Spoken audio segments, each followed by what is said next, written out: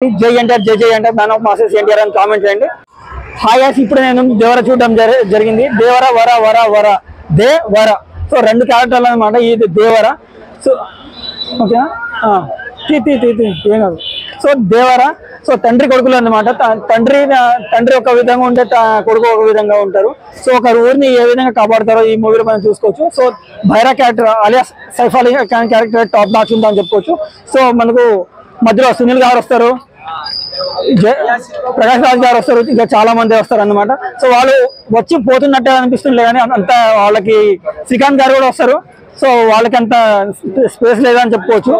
చివరికి మనకు ఇక్కడ మనం సో జానీ కపూర్ని చూసుకుంటే జానీ కపూర్ ఎందుకు వచ్చిందో మనకు తెలియదు అనమాట, తనకు కూడా తెలియదు. సో ఒక సాంగ్స్ కోసం వచ్చినట్టే మనకు అనిపిస్తుంది. సో ఇది ఫస్ట్ హాఫ్ అయితే చాలా బాగుందని చెప్పుకోవచ్చు. ఇలాంటి ఫస్ట్ హాఫ్ మళ్ళీ చూడలేమనిపిస్తుంది. సెకండ్ హాఫ్ వచ్చేసరికి రొటీన్ స్టోరీ లెక్క అనిపిస్తుంది. క్లైమాక్స్ కూడా లాస్ట్ 20 minutes బాగుంటుంది కానీ లాస్ట్ క్లైమాక్స్ వచ్చేసరికి అమ్మ ఇదేంద్ర భయ్య బాబులు 2 తీసి పడేసారు అని అలా ఉంటుంది అనమాట.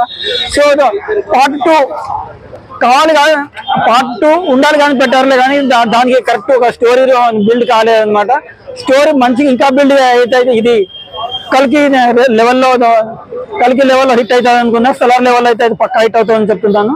సో ఓవరాల్గా ఈ మూవీ అబవ్ యావరేజ్ అని చెప్తా. సో మీకు ఎలా అనిపించిందో కామెంట్ చేయండి. సో ఓకే, ఇదే ఫ్రెండ్స్.